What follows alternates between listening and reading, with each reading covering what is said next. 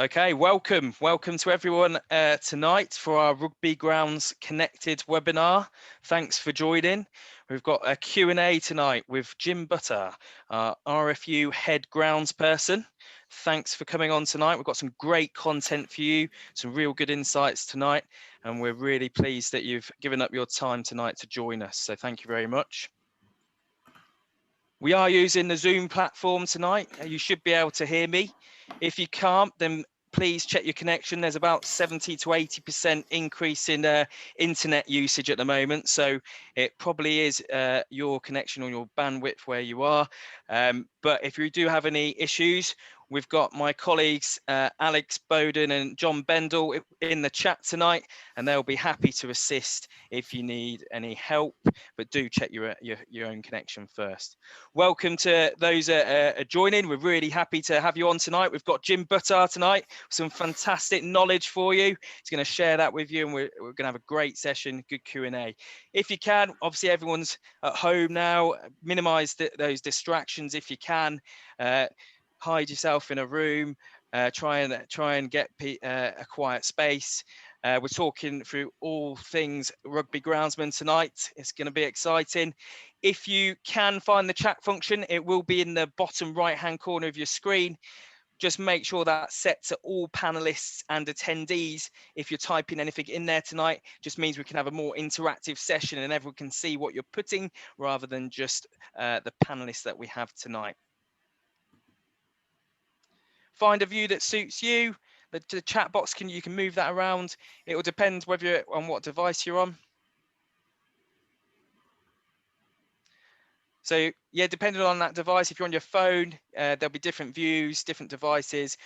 Just to note that polls do come up on another pop-up screen in tablets until you close them on a tablet. So just watch out. We've got 3 polls in there tonight. So just something to note if you're on a tablet device. Bit of housekeeping. Any technical problems, just pop it in the chat. Check your connection, check your internet connection, log out, log in, but hopefully we should be all good. If you are having any issues, please pop it in the chat. We've got Alex Bowden and John Bendel in there. They'll be dealing with that. Any questions tonight, please pop it in the chat. We will try and answer some of those questions, but if we don't answer them tonight, we will have a follow-up. We are recording this session, so it will be available to those of you who are on there tonight, post this session to watch if you want to watch it again, and we will be putting it on our RFU Club Support YouTube channel. And we're going to finish at 8 o'clock tonight, so it'll be a great session tonight, and there will be some follow-up information and resources, and everything in this slide deck will be sent out to you along with anything else discussed tonight. Please use that chat, please interact, and I'll now hand over to Ted Mitchell to take you through our introductions. Good evening, everybody, and it's great to be here again and talking to you all. We're really looking forward to a good hour with you this evening. So yeah, thank you, Ian. I'm Ted Mitchell, National Facility Development Manager for the RFU. And I'm here just to kind of run through proceedings today. We are obviously delighted to have Jim Buttar with us, Head Groundsperson at Twickenham Stadium, and we're going to be hearing a lot from Jim throughout the evening. Also, Jim has invited along Matt LeBrun from Advanced Grass Solutions, and again, Matt's going to be chipping in here and there to again provide us some more information and enhance the offer we can provide this evening. As usual, there's a few of us that you'll be seeing on the screen, but there's a lot of people in the background making sure that this runs as smoothly as possible. You'll be listening to Ian Renard, who has done the intro, and he's going to be taking us through the polls as we go through the evening. And as Ian has mentioned, we've got Alex Bowden and John Bendel, my colleagues from the RFU Facility Development Team, who are going to be in the chat, able just to help out with any technical issues that crop up or any questions from you that they can offer something back. Also, as usual, we're absolutely delighted that a number of our pitch advisors are in the chat to help out and offer support.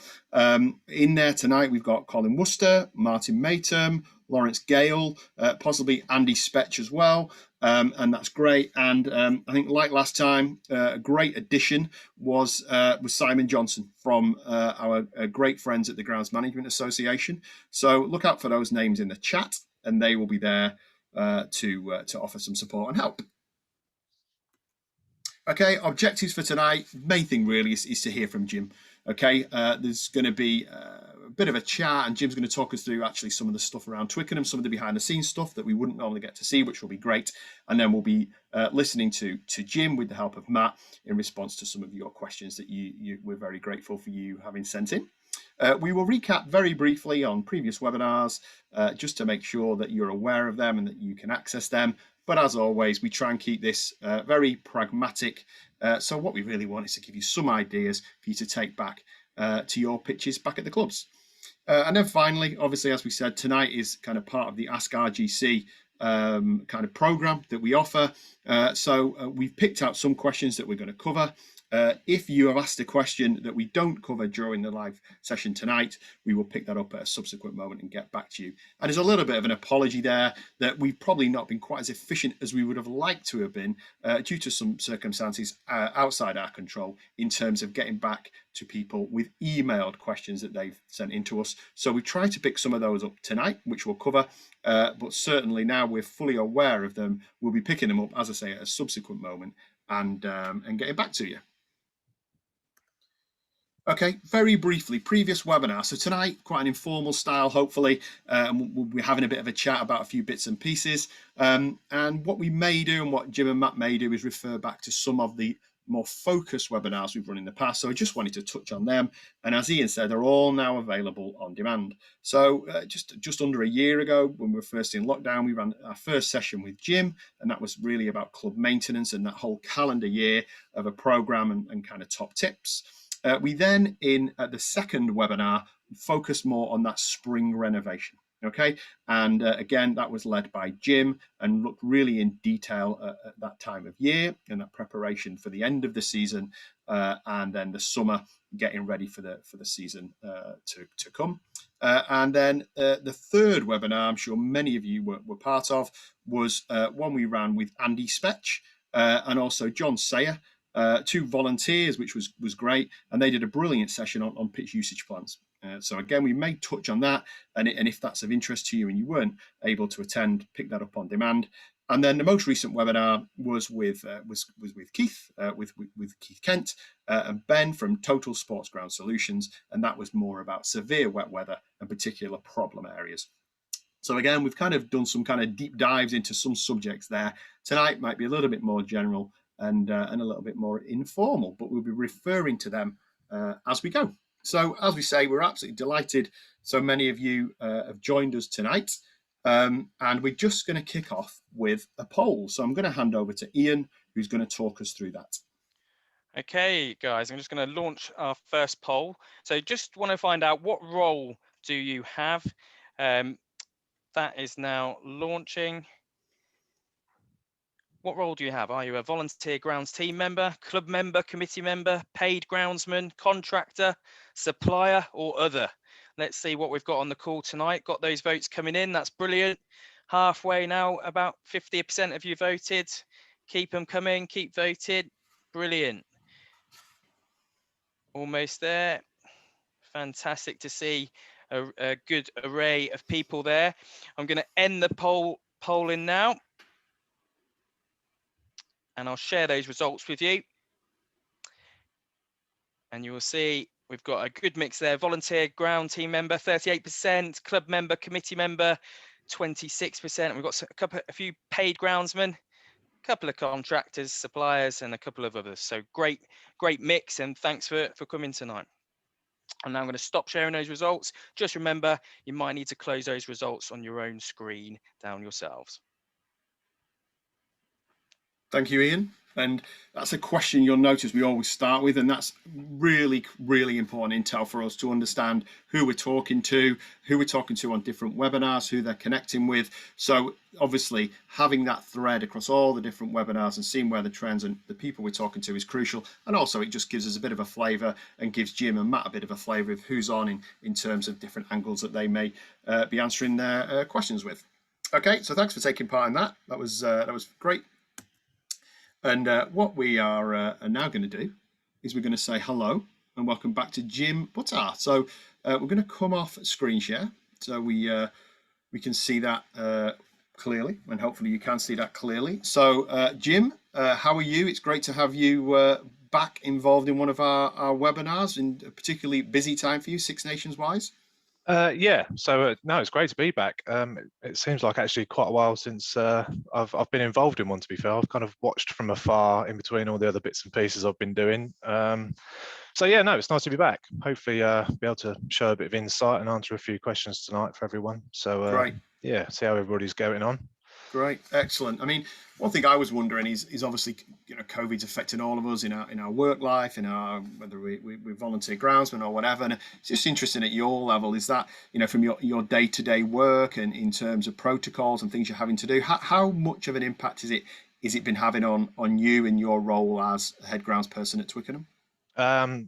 Well, yeah, as with everybody else, it's almost everyday life. It's become a part of, and you've got a new set of rules to abide by, and again to try and make sure everybody's safe when they come to Twickenham to work. So we obviously don't have the option to work from home most of the time.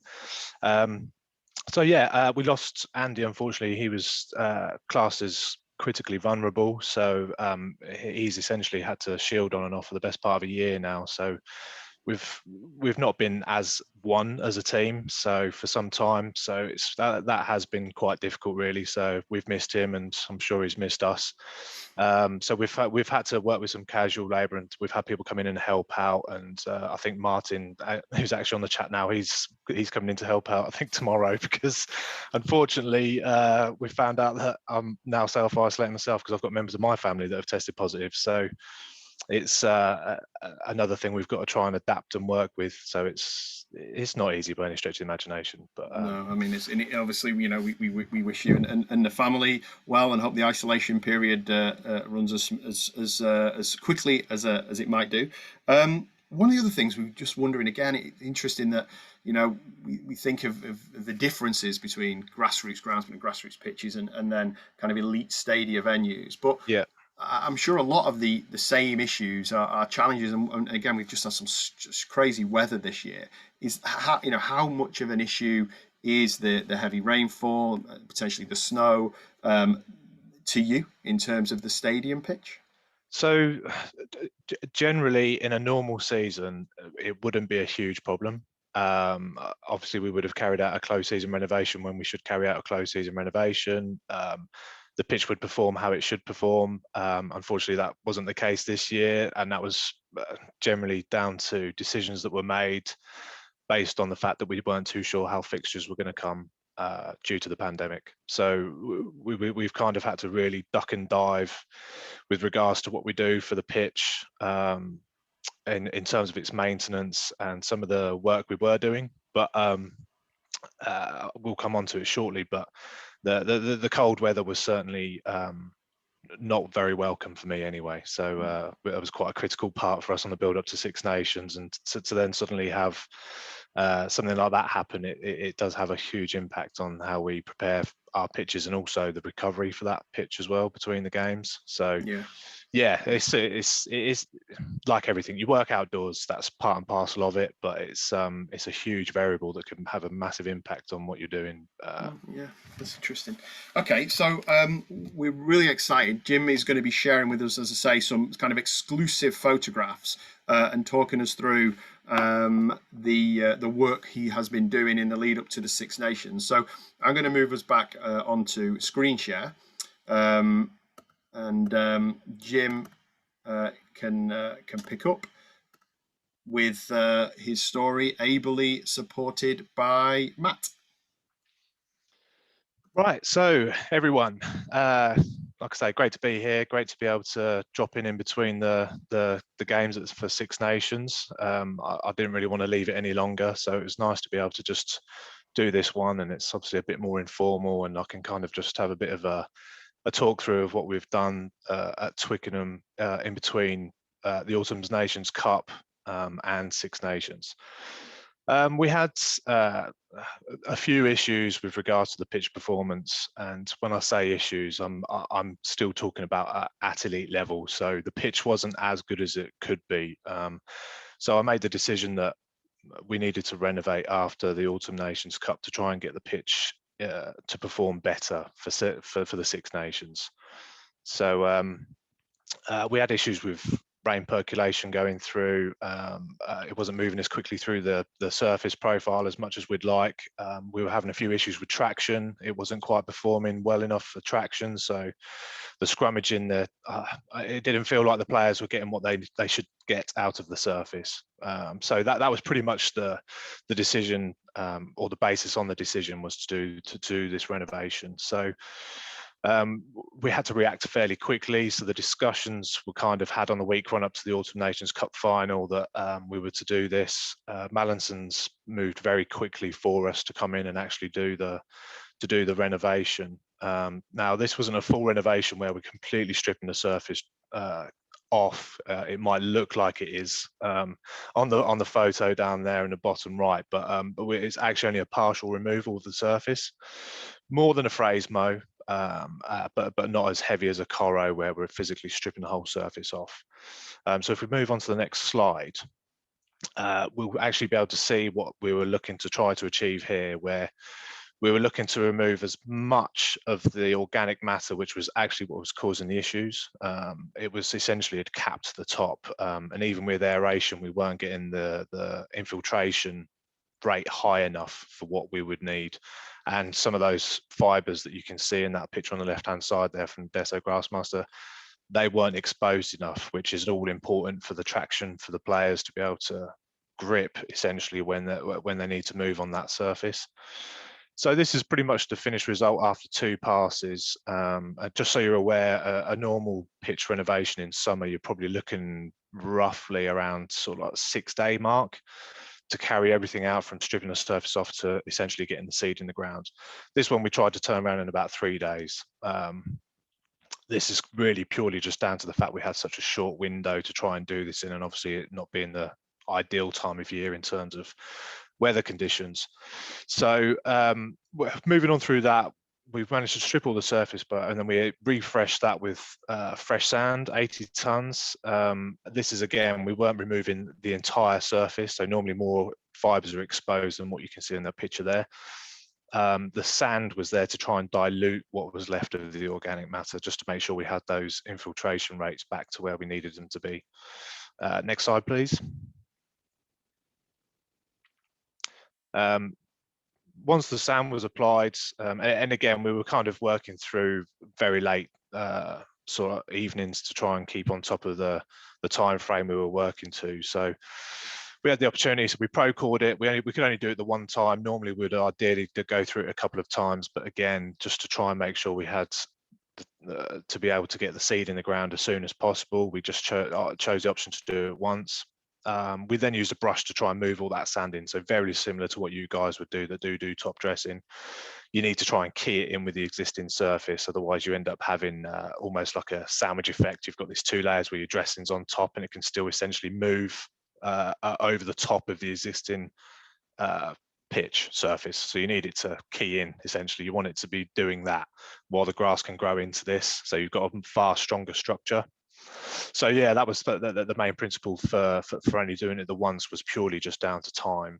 It kind of just, we weren't prepared to kind of try and do what we would normally do. Again, for me, I had to almost manage my own expectations that we couldn't do a normal renovation. We had to do what was essentially going to be a part renovation. So yeah, if we can move on to the next slide, please. With regards to seeding, again, we had the expectation that we were going to have some vegetation recover from having that surface cleaned off. So we only basically went down to the crown. Again, it was a theory more than anything else. So hypothetically, we were assuming it was going to happen, and it didn't. So that was problem number one. We found a bit later on down the road. But here, in principle, we used 2 different ways of doing the actual getting the seed into the ground. So we've got the Vredo there, which is a disc seeder. That's actually double disc seeder, so the discs are actually very close together. It physically puts the seed into the ground to the pretty much ideal depth. So we did that. That was at the 3 passes. So we did lengthways and the 2 diagonals, which is pretty standard with regards to getting that row formation pattern and getting the greatest opportunity to get the sward to close in. And the dimple seeder was essentially just to try and give the other driver an indicator that they had somewhere to follow. So essentially wipe the slate clean, and then you could run back over with the Vredo and essentially see where you're going while you're seeding, because there's no other indicator basically. Next slide, please. I'm going to pass over to Matt LeBrun. So we had a good discussion with regards to how we were going to do this. Obviously, nutrition is a massive part of trying to do a grow-in, and it was really important that we got this exactly right, so that we didn't really have any options to kind of get this wrong, or thinking that we weren't going to put enough on. So if I pass over to Matt now, he'll be able to run you through just some of these points for the growing that we were looking to do, and then he'll actually run you through the first 4 weeks of our nutrition program. So Matt, over to you. Thanks very much, Jim, and hi everyone, and thanks Ted for the introduction.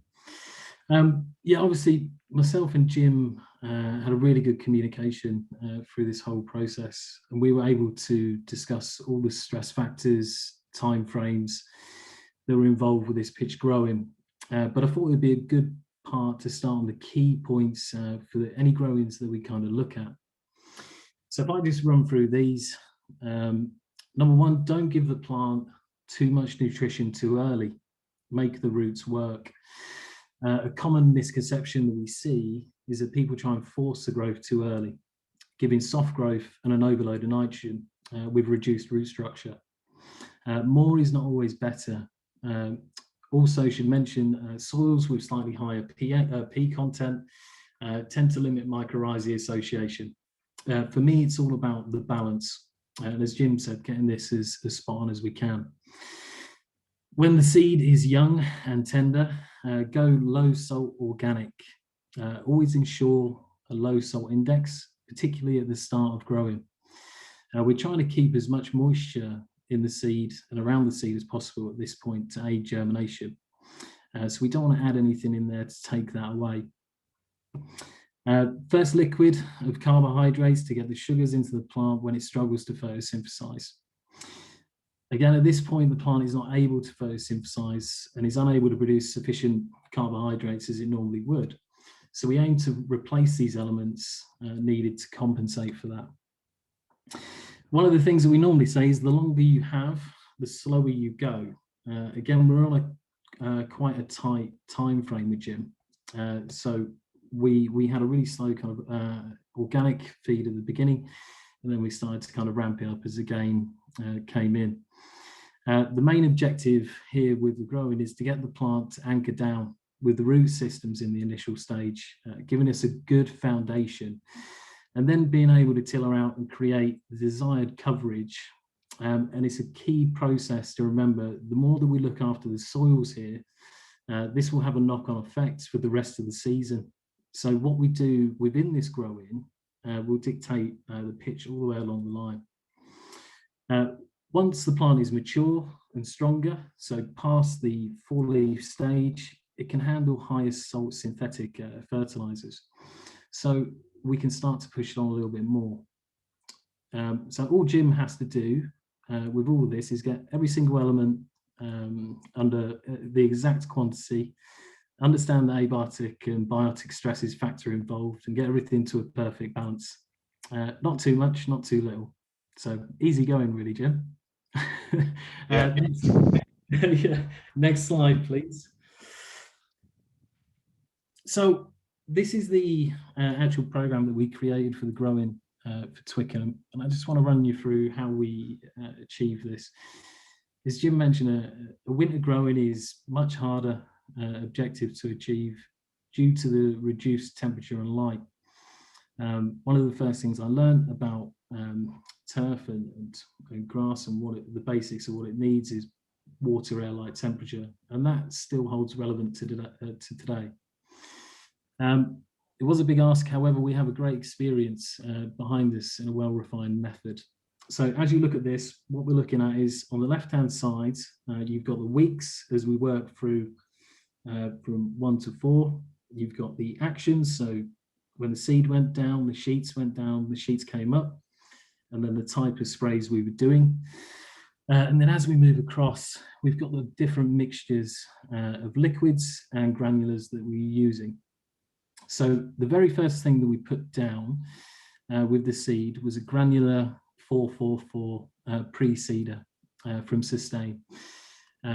We use this as an adequate NPK ratio to maximize plant mycorrhizal symbiosis. It's a low salt organic with high carbohydrate for improved second leaf formation. A bit of added seaweed meal for increased abiotic stress reduction. All round a great, all round organic, and a nice balance at this stage without overdoing it. So this went down with the seed. The sheets then went down. It's important that Jim obviously kept the temperature and the moisture in there for a good germination. Then when the sheets came up, we started with the liquid mix that you can see in blue there. And this was a mixture of different products. The first one you can see there in the left-hand column is the 23-3. And this is your nitrogen source, your driver, your energy as part of the primary nutrition, including both available upfront sources of nitrogen and also slow release. So with this, we were thinking about the temperatures involved and what source of N that we needed in order to actually be the right kind of choice in that place. We mix this with the LCBF, turf grass enhancer. As I mentioned earlier, the point of seeding and germination, the plant cannot photosynthesize. So the levels of carbohydrates and sugars will need to be replenished to create the building blocks required for the plant to develop at this point. We do this so the plant can naturally look after themselves, and we can begin to unlock the biological potential behind each seed at germination. 0025 is a low salt potassium source, and then the final bit to that mixture is the fulvic acid. So this is our selected biostimulant in this mix, and it's there to aid stress reduction. Fulvic acid is a natural complexing agent. That makes it easier for the plant to uptake products via the leaf. So we started with that straight away. Then the next thing that kind of alternated between those was the soil health sprays. We typically space these out every kind of 4 to 5 days. So foliar feed with the liquid mix, 4 to 5 days later, soil health mix. And this was a mix of different products that we selected. The first one there is Companion. So this is a PGPR, Bacillus subtilis GBO3. For this we use as a root enhancer, and also the first line of defense against disease within your soil profile. We look at this for a lot of an overall plant health improver. Mixed with Bolster, which is a fantastic mix of seaweed and humic acid. Again, long-term stress reducer and a food source for the long-term soil biology that we're trying to create. A huge amount of research is available behind this. Myself and Jim found that when we include small applications of kelp in there, which is an additional seaweed and biostimulant, when we did this at a low dose, we saw a increase in the overall production and quality of this mix. The granular side on the far right then picks up again, and again the first 3 applications that you can see there, 444 and then the 464 going on one after the other, are all organic products. So the 464 is one of the classic organic products. This has over 35 years of research, the only composted organic available. We use this as an additional soil amendment that's biologically rich, enhanced biotic stress reduction and soil diversity. A bit of P in there for energy production, and organic calcium to enhance young tissue survival, cell structure, and nutrient flow. Once we get a little bit further down, so week 4, this is a point where we can start to push it on a little bit more. Again, I think we only had 8 weeks in total, 7 or 8 weeks to the game day.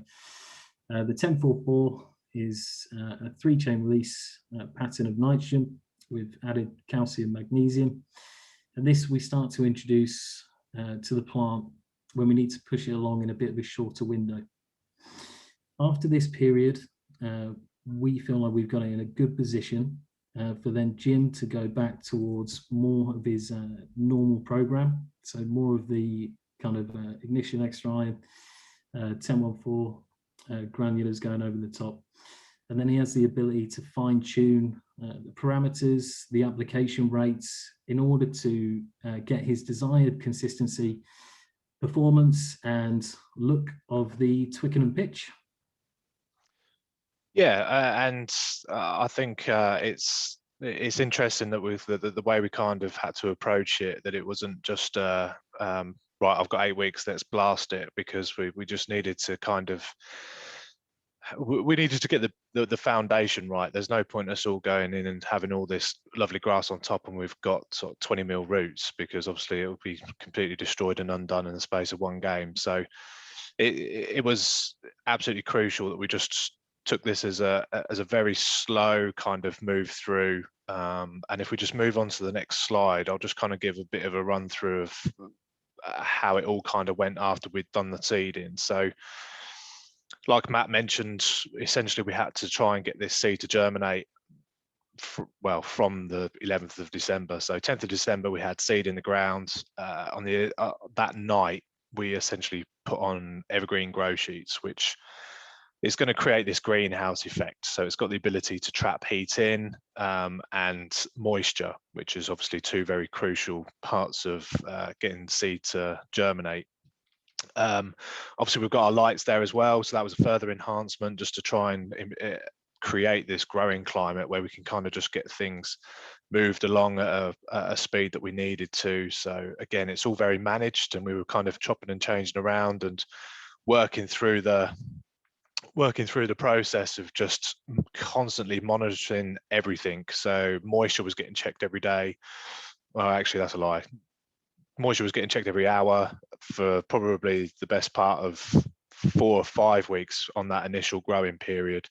You can see there's the screen, the control screen for the undersoil heating. So you can see the parameters that I was working with there. I think we did actually manipulate it and turn it up slightly higher because we just found we weren't quite getting the that growth rate where we wanted it to be, so it can establish in time. So it was an interesting way of trying to deal with things. Obviously, normally you do your renovation in summer when you've got all the climate there that you need. So generally, sometimes you only need to worry about is actually irrigation, which is, again, not really a huge problem for us at Twickenham. But with regards to actually trying to get grass to germinate and then establish itself during winter, which obviously hugely overcast. We had significant amounts of rain pretty much from when we put the seed in the ground.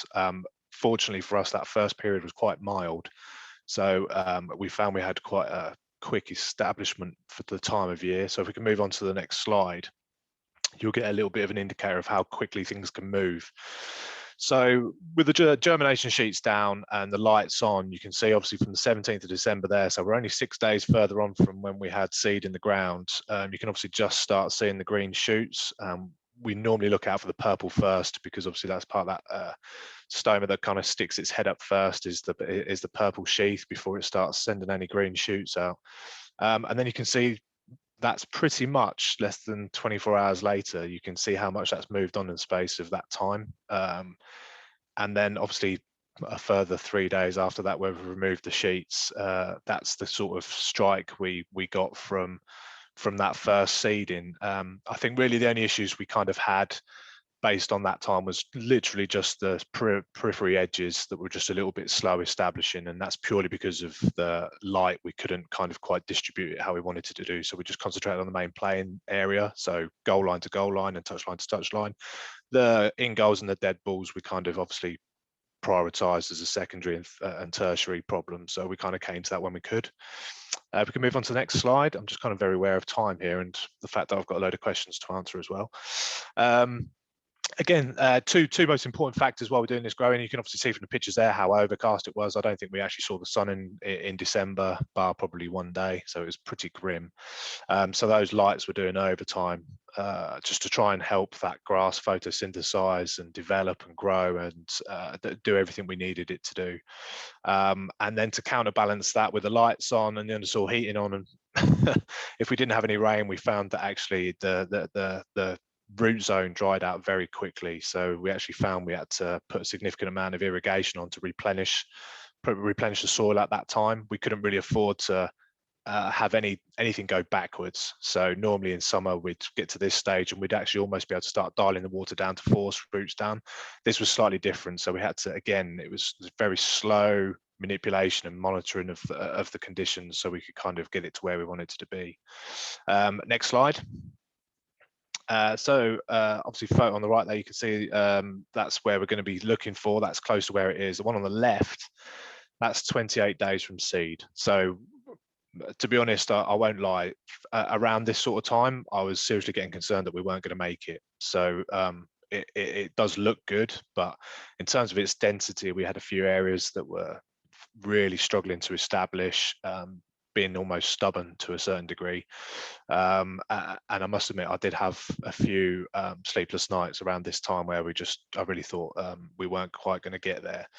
But again, you've got to believe in yourself, you've got to believe in the process, and that what you're doing is going to come good. So obviously you can see now on the 21st of January, again, we were starting to mow a lot more regularly now.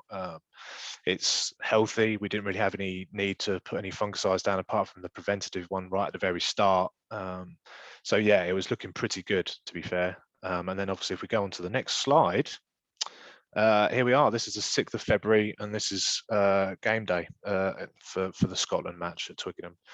Again, the process, it was almost to the point where it was slow but in fast forward. I think that's probably the best way to describe it. So we had to do everything really accurately. We had to monitor everything very closely to kind of get to this surface on the day that we needed it for. So it was a tight deadline to meet, but we made it, and just as well really, because I think after Scotland it all kind of went a bit pear-shaped and we ended up with a load of cold weather which really put a kibosh on a few things. So this Italy game wasn't quite as nice as I would have liked it to be, but hopefully we'll be all good for the France game. So, but there we go, back over to you, Ted. Brilliant. It's fascinating. You know, we tune the TV in and see the pitch looking great, and we never normally get to see any of that stuff. Just a couple of questions. Some good questions raised in the chat, actually. You mentioned right at the start you didn't feel you were getting the kind of traction that you would like from the pitch. Is that a kind of biomechanic testing you're doing, or is it actually direct player feedback, or a mixture of both? It's a mixture of both. It's more sort of like, it's probably 90% the actual tool that I'm using to measure. So I've got a certain parameter that I want it to sit within that I would class as the pitch performing as it needs to be. So it's measured in Newton meters. So we've actually got a traction meter that actually gives me a number. So I'll do certain areas on the pitch to see where that is. And we weren't quite getting that. And then obviously if you're watching back the games, unfortunately, I'd love to watch back the rugby, but I'm not. I'm watching the pitch when they're scrummaging, any backs making changes, directions in play.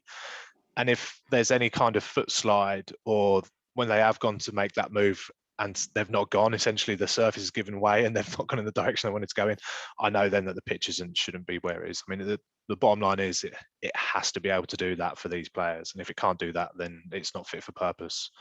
So it's quite interesting when we start talking about elite levels, and I think I've mentioned it before on a few webinars. I mean, for us working at this level, the 85 to 90% is quite easily achievable, but we start really getting into the detail, and the last 10% we're chasing, and any little small change that could give us 0.2% will do. That we have that ability to do that, and we should do that. So that's how it's viewed for us. Excellent. Okay, lovely. So we're going to move into some questions now live. So hopefully, Matt, if you could rejoin us and pop yourself back in, that's fantastic. So we're going to kick off with a few questions to just run through. The first one is from Rick Steen from Broad Street Rugby Club up in Warwickshire, and Rick is making the point around the fact that we see more more rain, and it's causing more postponements. And I think that's undeniable. You know, I think that there's a recognition of that in the last few years. So the question is, aeration is the kind of given. I think, you know, that's the key message. But other than aeration, to Jim first, and Matt, if you've got anything to add, what else can we do because of this wet weather to avoid these postponements, you know, other than aeration, especially if, you know, you haven't got drains or you've got a small budget? Any thoughts on that? About aeration, you're absolutely right. I mean, it's 100% the key to kind of having a pitch that's able to move water through it. But I think it also needs to acknowledge that it might be worth just taking a sample of pitch out and seeing what sort of organic matter's on the top, because well, as I've just mentioned now, we had that exact issue at Twickenham, where essentially we took all the main characteristics of the pitch, where it wasn't able to drain at the rate that it's been designed to, purely because of the layer of organic matter on the surface. So there's a balance to be had. You need to have some organic matter in there because it's very important. It's providing a food source for the grass, so you don't actually realise you have to feed it as much. It actually holds that surface together quite well. But on the flip side, you want it to be, it is actually very good at holding on to water, and lots of it. So try and imagine it as a sponge just sat underneath your grass. So you need to be able to score into that and remove some of it or agitate it and try and break it up a little bit. And that's where we talk about just trying to almost dilute that surface with sand. That's what you're trying to do, is just trying to just rebalance that organic matter to sand ratio, just to allow that water to move through. I do honestly think it's always going to be worth doing a bit of a site survey, especially if you've got serious issues with drainage. Then I think you really need to start looking at maybe the surrounding areas. Is the pitch low lying? Those sort of elements there that you know you're going to have inherent issues. But I think 9 times out of 10, you'll probably find it's just due to the surface itself and that kind of build up of organic matter. Okay, great. Matt, endorse that, or anything to add? Yeah, I think Jim's pretty much hit the nail on the head there. Getting a kind of diagnostics of where your drainage issues are, whether they're in the surface or whether they're underneath, or whether the drainage is blocked. There are things that we can do to test that. So a simple infiltration test on the surface will be able to tell you how quickly the water's actually moving through. And again, if you dig a section out, you can actually see if it's surface or, you know, within the profile. So again, just trying to ascertain where your kind of drainage issues are, and then we can come up with a kind of solution to that. Great. Okay. Thanks, Matt. And hopefully Rick's found that useful. So a few more questions, and some of them along a similar theme here around prioritization, given the kind of circumstances that we're in. So the first question is, and thanks for it, David Sterling from Cologne Rugby Club. And what he's saying is, obviously, like many rugby clubs across the country, their income is down. One thing that David did talk about was that Keith had visited them a few years ago. They got some real momentum up in terms of improving the pitch. They were investing in a contractor in the summer that was making a real difference. But he obviously finds himself in a situation now where, on one hand, there's less funding available because of the situation, but also we're seeing less wear on the pitch. So what he's kind of saying is, coming now into that spring renovation in the circumstances we're in, what do you think would be the best way forward over the next few months? What would almost be the minimum, given the budget, that they could do on the basis the pitch actually hasn't had much wear? Jim? I mean, well, first off, it's great that they're actually showing the initiative there to do that pitch improvement. I think it's huge. I'm hoping they're seeing the benefits from doing that work over the last 3 or 4 seasons. Look, I think we have to acknowledge that basically the world got paused, and that we shouldn't be feeling guilty that work's not been able to get done, or that we know there's money not available. And I think if we're going to start talking about what would be the best thing to do? I think just to acknowledge that you've just still got a pitch that's fit for play. And is fit for purpose, and you've got to take that as a win. If you've not seen anything detrimental, I know it's not that the pitch has been used, but whether the elements, the conditions, obviously with the previous question about the precipitation and how much we've had, and that you've not seen any detrimental impact, there's going to be no puddling or things like that, then you're going to be going into the new season in a good place. You've got to see it that the turf has had more time to establish, it's had more time to put roots down, it's going to be stronger. So I think the key here is that you just need to be doing those very small things now just to try and stimulate it back in. Aeration you're never going to get away from. I think it's realistically the biggest operation you're going to be doing. So if you can afford to do that, number one, I think that's just what you've got to do, I think. And I think the only other thing that I could probably recommend is probably just if they can find a way, if they don't have anything on site, or whether they can get somebody to come in and do it for them, is just to scarify and just relieve some of that organic matter out of the surface. Those two for me, the scarification and the aeration. You haven't really necessarily got to worry about the fertilizer. If it's green and it's going to be sourcing and finding all that already naturally. And I wouldn't worry too much about sand dressing. I certainly won't worry too much about seeding, because if you've got a perfect pitch coverage, then why do you need to look to do any seeding? Unless you've obviously got areas that have really struggled to come back from the season before. I would really just acknowledge that you are where you are, put a pause on it, do an aeration, and then just try and see it through and get yourself through another season. And then hopefully bars are open, you're able to generate some income. You get through another season and you can continue with your pitch improvement program. I think that's probably the best way to do it. It's so easy to beat yourself up about it that you're going to have to stop, but really I think you have to see that everybody's in the same boat. So yeah, it's interesting because David would normally seed, for example, and just that alone is obviously something that's interesting. I mean, Neil Botham from Beverley has asked a similar question. Their pitch is quite wet, starting to get some yellowness in terms of the colour. They've got some basic machinery, slitter, rotary cutter. They try and vertidrain once a year, but it's clay land, not so much money for feed. So it's a similar kind of question, really, priorities wise. Matt, I don't know if you've got anything in addition to anything Jim suggested there for the guys who are looking to say, look, what are the priorities right now, given the circumstances? Yeah, and again, a lot of the background work that I do is data collation, kind of identifying issues and prioritizing them. So a lot of the work that I've done in kind of lower league football has been to create a kind of simple testing platform or a phased approach.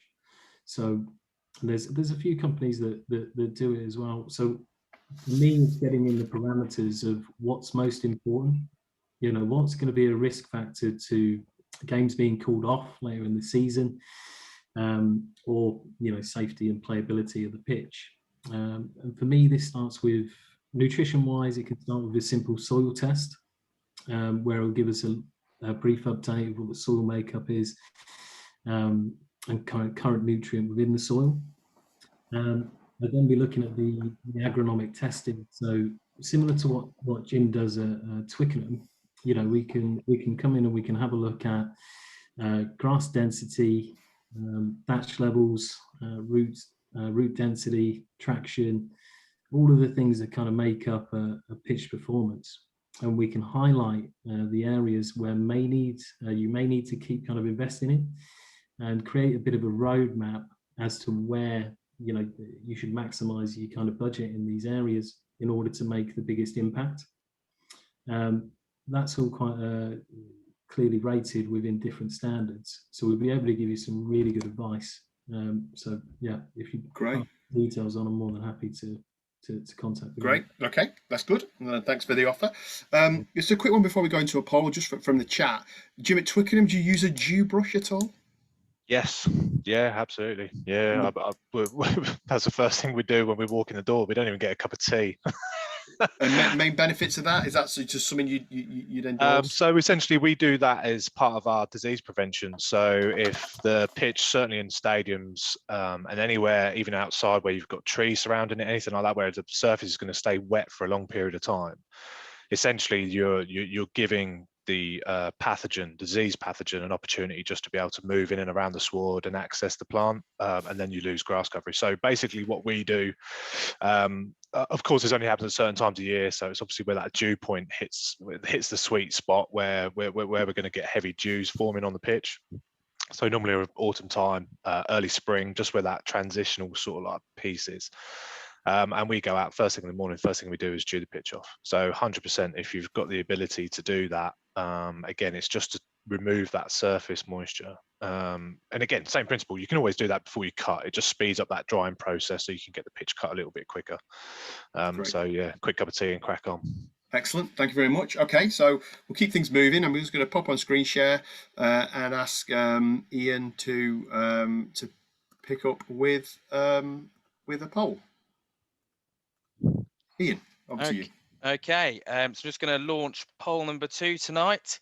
You'll see that coming onto your screens just now. So do you have a clear plan of what you will do this spring, summer and autumn? Yes, it's part of your agreed annual plan. Yes, but you need to confirm if it's achievable. Is it under review and you're discussing with your club committee? Is there no plan in place? Or no, you need a bit of advice?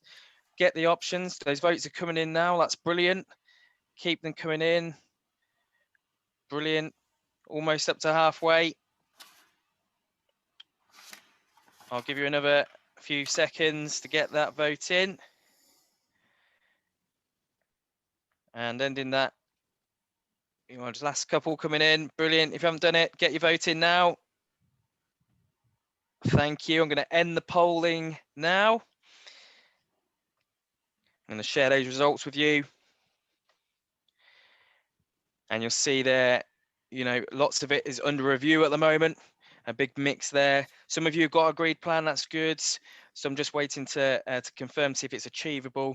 Brilliant that no one has no plan in place. So nice, and just a couple that need a bit of advice. So thank you. I'm going to stop sharing those results there. Just remember to close that down if you haven't on your screen. Great.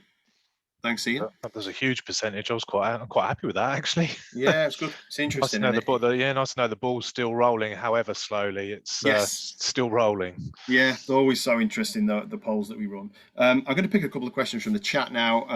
One from Fran Johnson from Barton under Needwood Rugby Club, who's the club have just purchased a vertical drainer, and he's basically saying, how often would you do that?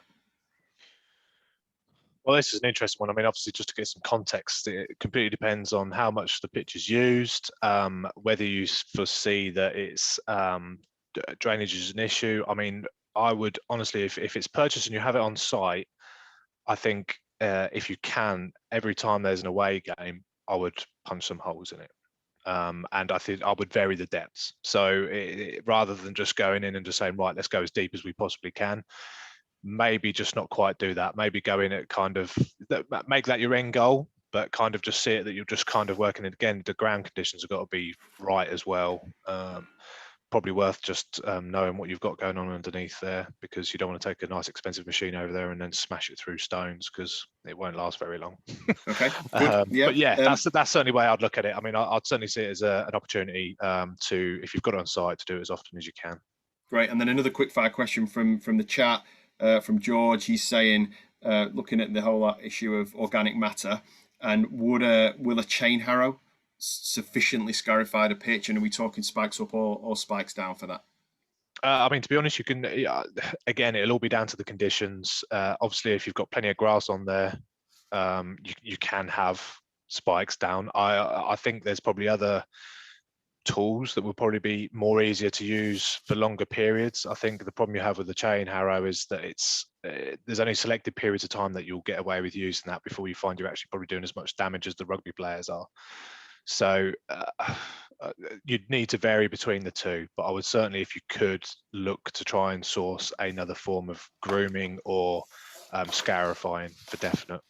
Okay, good. Okay, so go to one of the questions we got in, and I'm gonna bring Matt in here because we're getting into a little bit of the science. So this is from Chris Spain at Fordingbridge Rugby Club, and Fordingbridge is on the banks of the Avon, and they've got a very heavy gravel subsoil, and the pitches perform really well through the season. But one of the things they do struggle with is in the summer, particularly dry summers, that the grass just dies off. They've tried overseeding, but it's not really taken.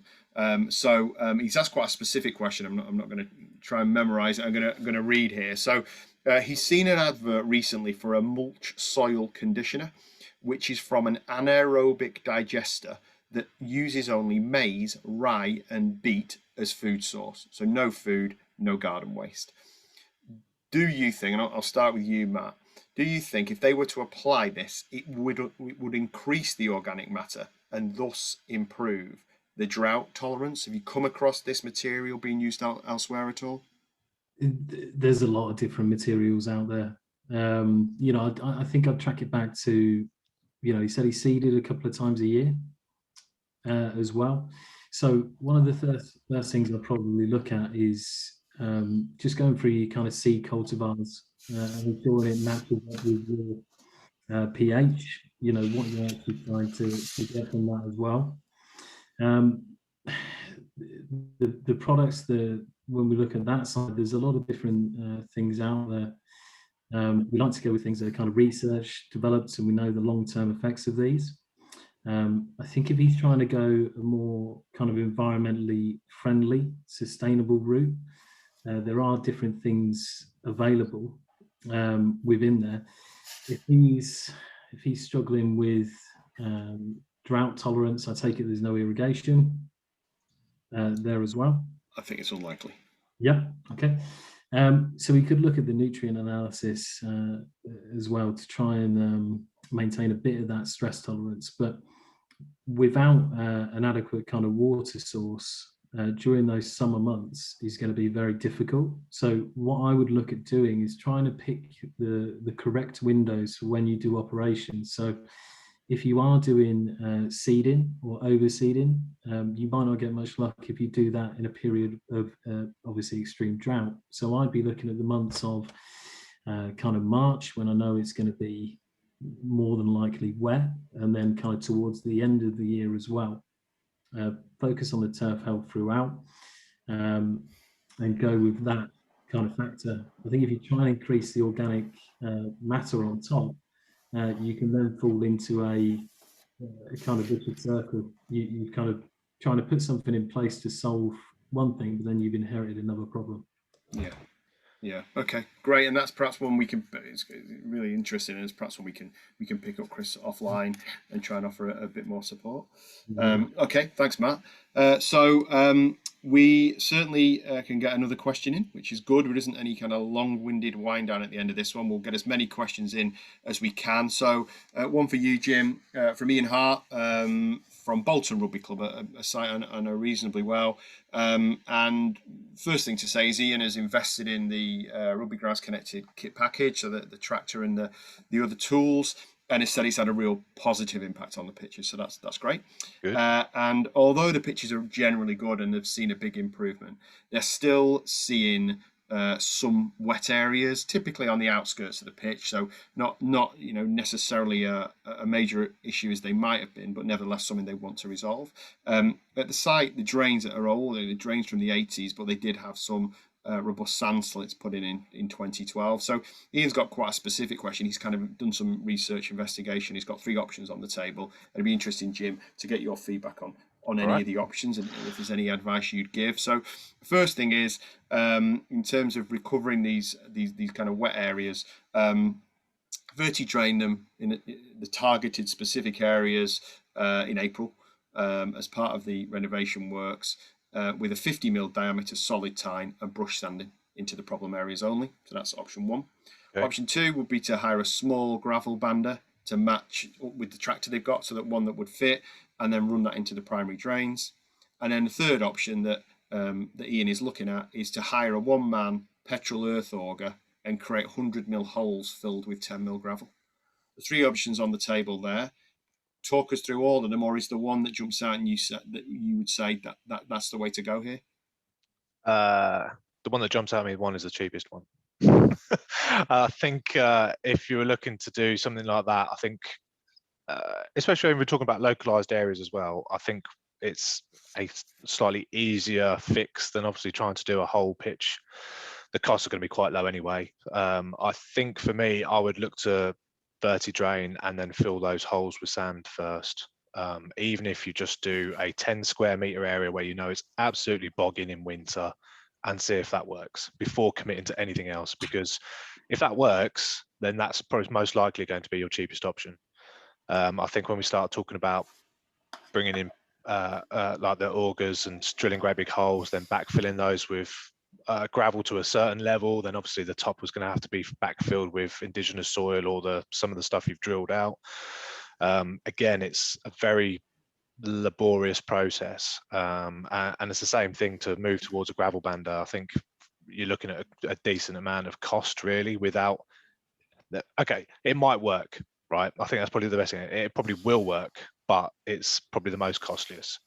So I would always go for the simplest and easiest option first, which would be, for me, it would be the verti-draining and then filling those holes. Rather than brush the sand in, I would physically try to fill those holes, those columns of sand. It's painful. I've had to do it, and it was with a watering can. And I spent an entire summer doing it, and that was actually at a league football club. Before anybody goes, wow, I can't believe you did. No, it was actually a professional league football club, and we did that. It works. So yeah, it's ultimately, I don't know what that drainage is going to be like, but let's assume that everything's there or thereabouts. It's just about keying it all back in again. Great. Okay, good. Matt, you were nodding away. Just quickly endorse those thoughts. Yes, yeah, I do. And I think it actually, Jim made a really good point there about assessing certain areas of your pitch. If you are trying to save money, you know, especially with seeding and different things, you might not have to do the whole pitch. You know, if you assess the kind of worst areas and do pitch of looking at kind of 8,000 square meters as a whole. Okay, great. Thank you, Matt. Okay, lovely. So I'm going to move back to screen share now and move us on just to close things off. Jim and Matt, thank you very much indeed for your input. I'm just going to close things off a little bit. So just some next steps. We're going to be a minute or 2 minutes over time, and I hope that isn't a problem. So next steps, hopefully you found it interesting. The first bit, that insight, you're not going to get that anywhere else in terms of that Twickenham renovation. And then some of the questions, we tried to bring that to life and pick those up. And as I said, the ones we haven't, we'll follow up. So review your plan all the way through all these webinars. The thread we talk about is this plan, whatever it looks like, however simple or sophisticated it is. If any ideas come up tonight, review that plan and adjust that plan and ask us for help if you need it. You may be aware the GMA now got a real high quality suite of online qualifications, so please have a look at that through their website, the GMA online rugby union courses that they're running that you can do in the comfort of your own home.